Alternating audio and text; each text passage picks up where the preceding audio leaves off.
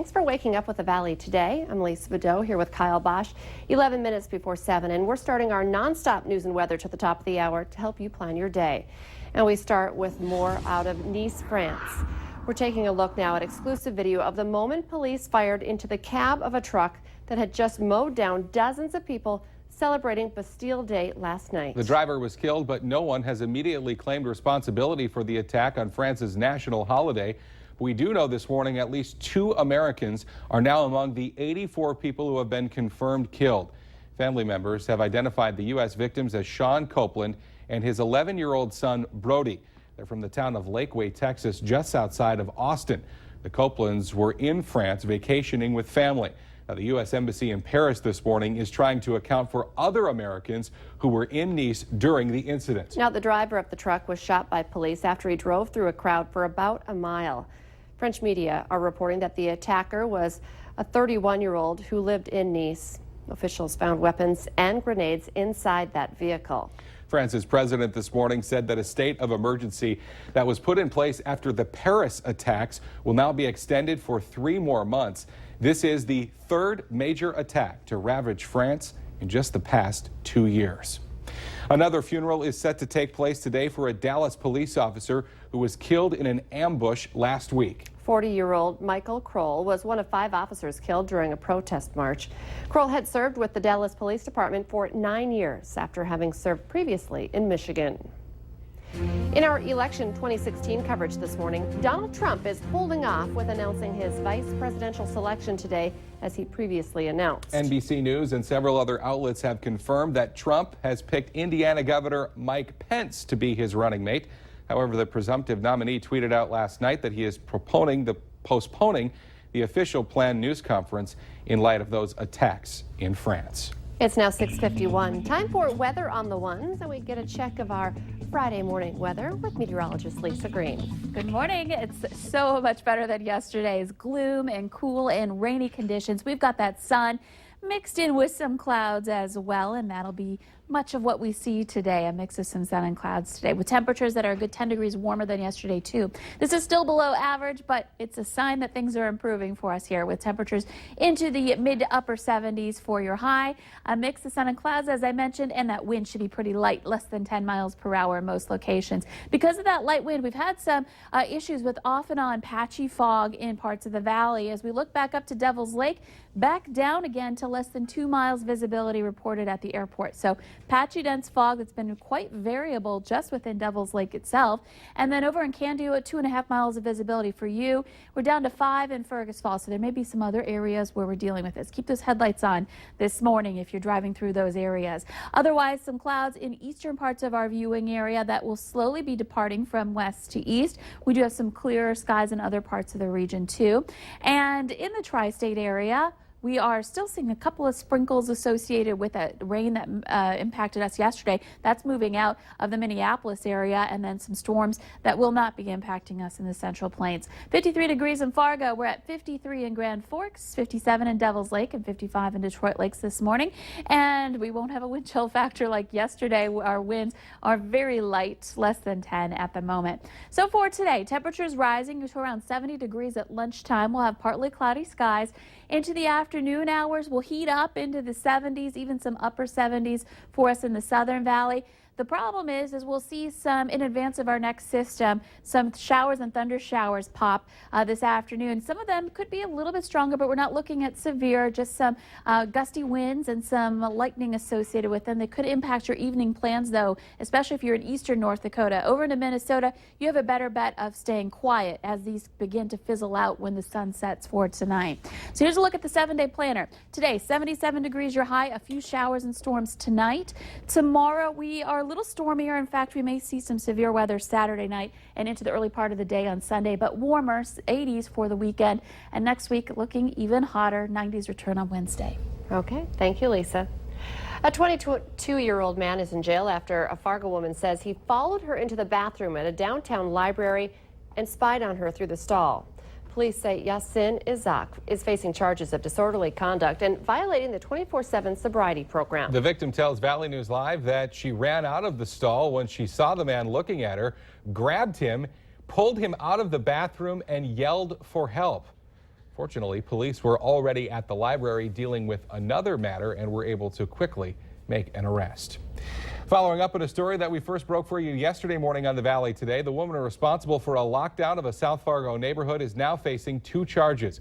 Police have arrested 46-year-old Clydeen Harrington for terrorizing and resisting arrest after she allegedly made threats to shoot her neighbor and law enforcement. Officers believe alcohol was a factor in the disturbance call that came in around 9 Wednesday night. The lockdown around the 3000 block of 35th Avenue South lasted about 2 hours. No one was hurt. Police say there were no weapons involved despite the initial threat. There's been a spike in storage unit break-ins in Fargo, and police have some advice for helping keeping burglars away from your property. They're recommending people invest in a stainless steel disc padlock to secure their unit, like the one that is on your TV right now. Police say the disc shape can stop the most common ways of forcing locks open.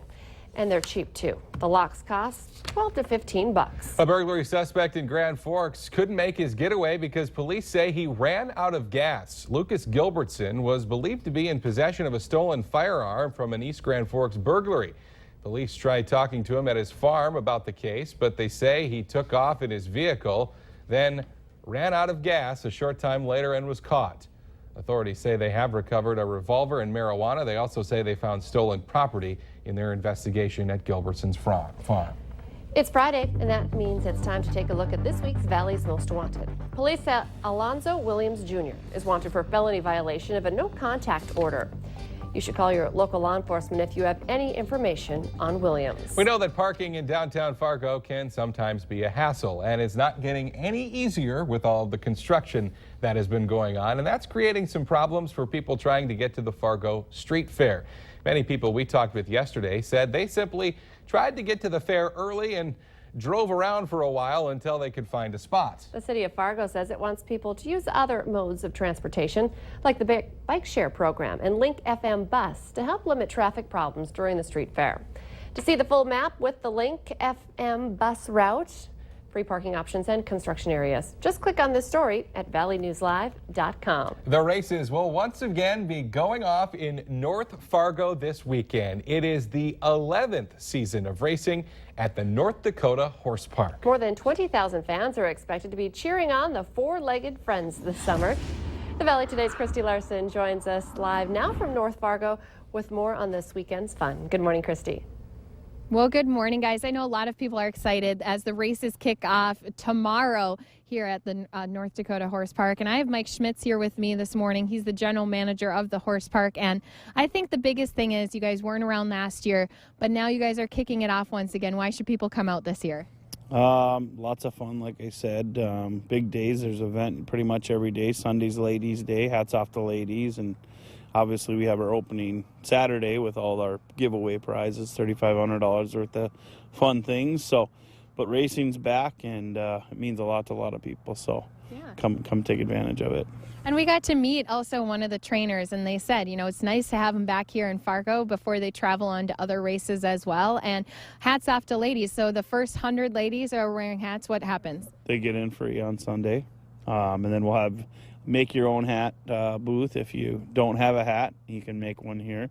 And then hat competitions for different categories, 12 and under, best overall. So I think Lisa and I are going to have to get together and add some feathers and flowers to ours to try to compete. But although I might be one of the judges on Sunday, and I do take bribes, as we know, I'm a very bribable person. But we wanted to remind you, gates open at 11 a.m. Races both days kick off at 1 p.m. And if you can't make it this weekend, it's going to be happening the next 2 weekends in July. And again, Kyle and Lisa, $4 for adults. Kids get in for free. And it's something kind of fun and different to do. A tradition in the area that is back this summer. It's going to be fun. I got to get working on my hat right now for competing. Good stuff. Christy Larson reporting live for us. Thank you, Christy. It's the app that is sweeping the nation. And now Pokemon Go fans can relax a little when it comes to their phone's data plan. It may be draining batteries, but according to Verizon, the app makes up less than 1% of its network data traffic, so it's not eating away at your monthly data allotment. An analysis found Pokemon Go consumes only 5 to 10 megabytes of data per hour. An hour of HD video eats up about 350 megabytes. So good news there as you walk around trying to capture I still don't get it. I mean, to each their own. I know I probably do things that other people don't understand, but I don't get it. I guess I should try maybe. You just try, yeah. Just But you try can it. tell a lot of people are new at it as well. Some people are fully in it, diehards, like a lot of people who work here in our building. But And we're others, running out to the parking lot to try and catch one after the show yesterday. It did happen yesterday.